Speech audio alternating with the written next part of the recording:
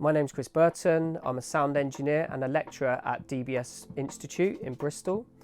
My background is working in studios and producing bands. And I worked at Abbey Road for 7 years and worked with bands such as Oasis, Foo Fighters, Massive Attack and Green Day, some more kind of rock stuff. I've also worked in electronic music production as well, working with bands such as Underworld, in particular on the opening ceremony of the Olympic Games and on a film called Trance.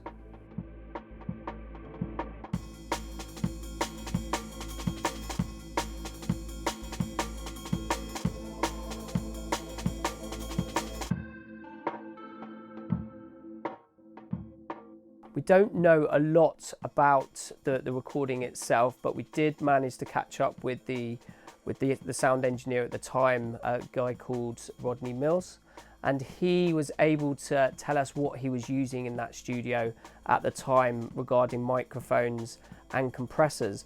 When I asked him exactly what was used on that session, he didn't know exactly, but he did have an idea about what he was using. The actual sound itself is very unlike a lot of drum sounds, partly we think due to the compression and the way that the microphones were set up and bussed through to the tape machine. At the time they were using a 4-track tape machine, so although they had numerous mics set up, which was I think about 16 mics were set up going through the desk, they could only record 4 tracks at a time, so there was elements of bouncing the tracks across. For example, there was a drums and a bass track on the 4-track recording, and that adds to the actual the hype sound because it was all going through a compressor at the time. And when the solo kicks in, of course, the drummer started to play with a bit more energy, and that hit the compressor a little bit harder. So that's something that we're going to try and do with trying to mix the microphones together and create the aim and break sound. So from what we know from Rodney Mills about the microphone setup is that there were 3 microphones on the drum kit. There was one on the kick drum, one on the snare drum, and an overhead microphone as well. The 2 microphones which were relatively close to the kick and the snare were both ribbon microphones. So we've used some modern ribbon microphones because we can't get hold of the ones that they had at the time, and we're using a U87 condenser mic above the drum kit, and with those mics we're going to hopefully get that vintage sound. But as well as that, we're using a combination of modern mic techniques as well, fundamentally so we can use it as a resource, and students can mix and match some old and new to try and get that sound.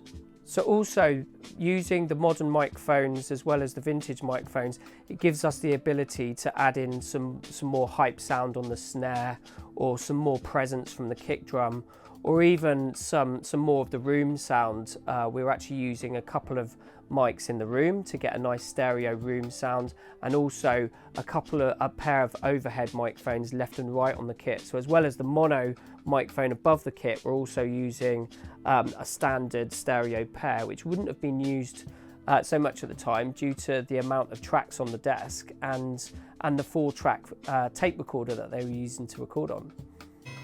Can we just get a go with you just trying to do it at speed freely? Will that work? You mean with the click or without the click? Without the click.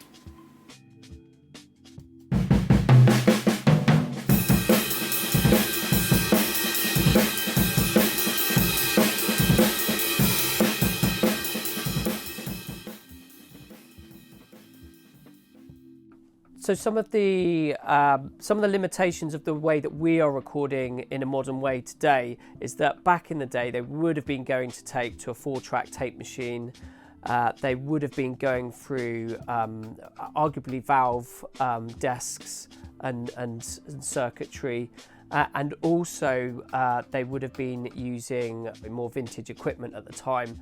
We are actually going to be recording into Pro Tools, and that is a digital way to capture that sound, but we're trying to use as much and as close hardware and equipment as possible to get the sound as close as possible.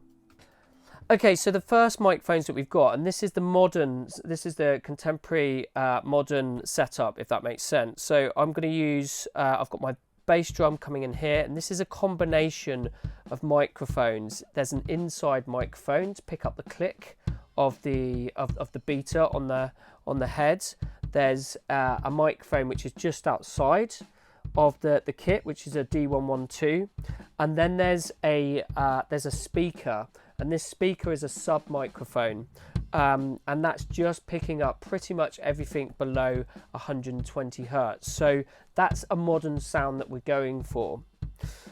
And coming up the desk, that's a combination of the 3 microphones which I've balanced in Pro Tools already. So the next channel is our snare microphones, and that's a combination of 2 microphones. That's one on the top of the snare and one underneath. So the one on top is picking up the body of the snare, and then the one underneath is actually picking up the snare itself, the ball bearings underneath. So when the drummer hits it, the ball bearings will slap against the under snare, and that's giving us a kind of clean snare sound.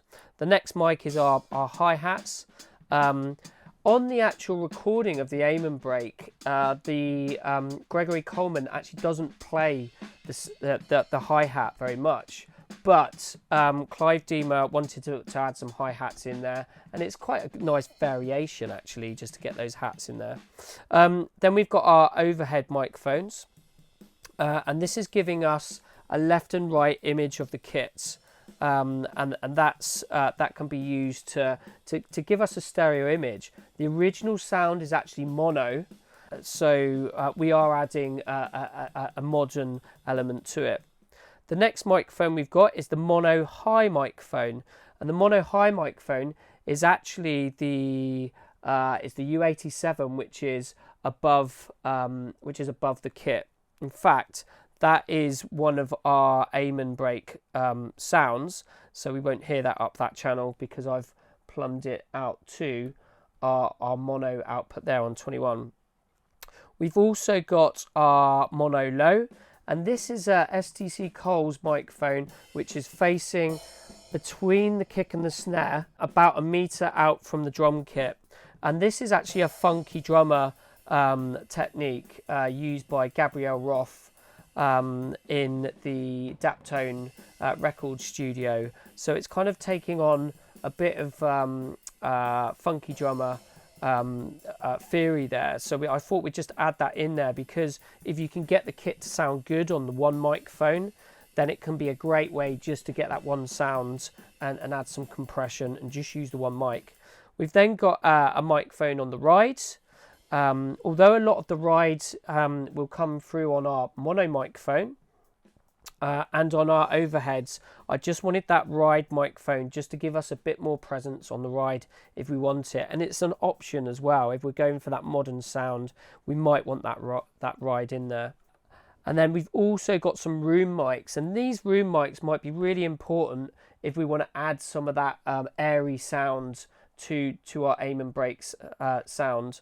If I pull these up, you can hear like quite a live sound of the room. You should be able to hear quite a lot of the low frequencies of the room, as well as the ride in there and some of the highs as well. Those are Neumann KM183s. They're pencil microphones, but they're omni microphones, so they pick up everything around it. So on the day, we also bussed to 2 compressors, and this is something that Rodney Mills did on the day. He had his drum tracks, his drum microphones, going to a compressor, and the compressor was actually on that bus. Rodney Mills, one of the interesting things about the recording was that on each one of the buses there was a compressor, he said, permanently inserted on the group. So all the signals that went through each one of the groups would have some compression on it. And I think that's a really key part of the Amen break sound. And this is what it sounds like. So this is going through an LA2A compressor, which we'll look at in more depth in a bit. An LA2A compressor is a valve optical compressor, so it's slightly slow in its nature. We've also got the warm compressor, the 1176, and Rodney Mills couldn't quite remember the name of the compressor on the day, but he said it had a 6 in the name, so I'm assuming it's an 1176, although the 1176 were only made and produced 2 years before this recording was made, so I think it was the compressor that was used on the day. If we have a listen to that sound, you can really hear that Amon break sound starting to come through. So with a combination of some of our close mics being compressed together, we're starting to get the energy that you get from the Amon break.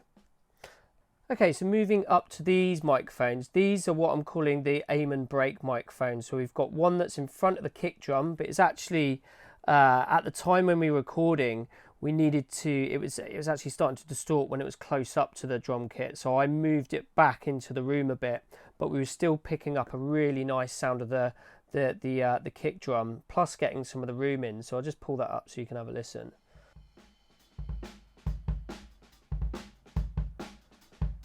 And then the snare microphone, that was actually positioned very close to the snare, as you would with a kind of modern snare setup. And this is probably sounding less like the Amon break, but just giving us that snare sound.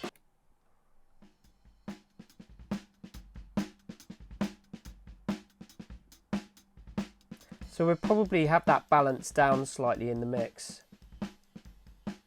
If I combine them together.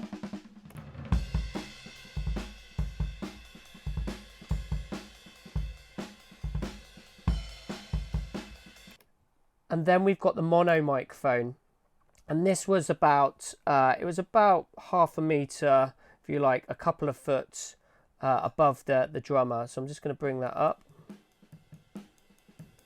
and as you can hear, that's got a lot more of the room within the sound. To be fair, the bass drum mic has got a lot of the room in there as well, so I'm actually going to bring that balance down slightly and combine them together, which puts us in the ballpark of the Amon break. So the next thing I'm going to do, and this is something that Rodney Mills was talking about, was placing a compressor on the bus.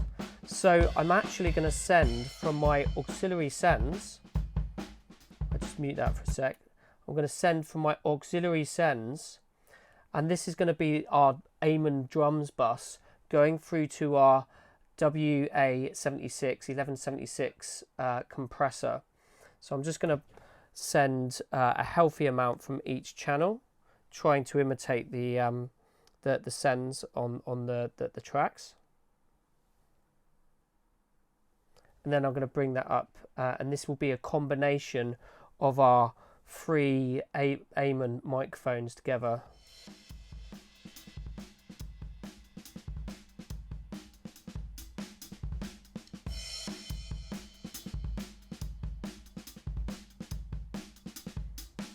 Now, just to give it a test and to see whether another compressor might sound more effective and more closer to the original, I'm going to pull that one out of the mix, and I'm going to send an equal amount of signal going from another bus send, which is effects 2.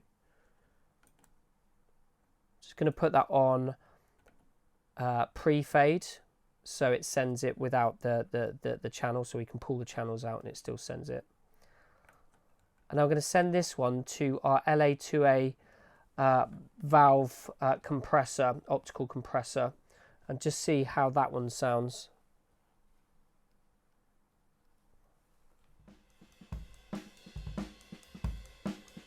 And actually it sounds a bit, it pumps a little bit more, and it sounds a bit more, woolly, to be honest, a bit more presence, if you like, around the subs and around the sub area, you could say, up to like 60 hertz, and a bit more presence around the 400 hertz area. So actually, for me, the cleanliness of and the clarity of the WA76 works a lot better for me as an Amon break sound.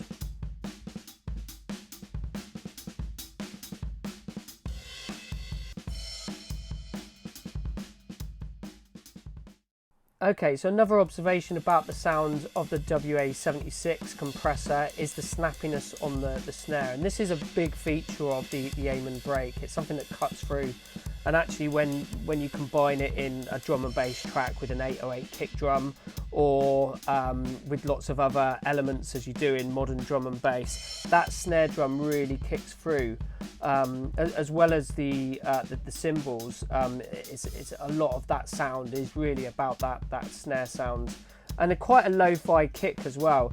On the LA2A, it just sounds a bit more bumpy. It sounds nice actually, but it just doesn't have the clarity that the WA76 has. Okay, so just to show you the compressors that we're using, we've got the 1176 here. We've actually set it to a ratio of 8:1 with a medium to slow attack and a medium to fast release. We're hitting it quite hard, so we're getting a gain reduction of almost 10 dB, and that's really helping that snare cut through. And this is what that sounds like. I could go down to a lower ratio and we'd have a more subtle kind of compression sound. You're still going to get that vibe, that compressed vibe, but for me 12:1 is where we're really starting to bring out a hype sound. Also, we could do the smack mode. We could put all the buttons in like that, and there you can hear it's just a bit over the top. It's exciting, but it's just a little bit over the top. So I'm going to put that back on 12. Then we've got our LA2A above, and I'm just switching that over there so you can hear that. On this, when you tend to hit the compressor too hard, it just tends to make the sound more woolly and not sound so great. So I've just got a little bit of compression on that, ticking it, and we've got it in the limit mode there. I'll switch across to the compressed mode, and it's just a little bit subtler.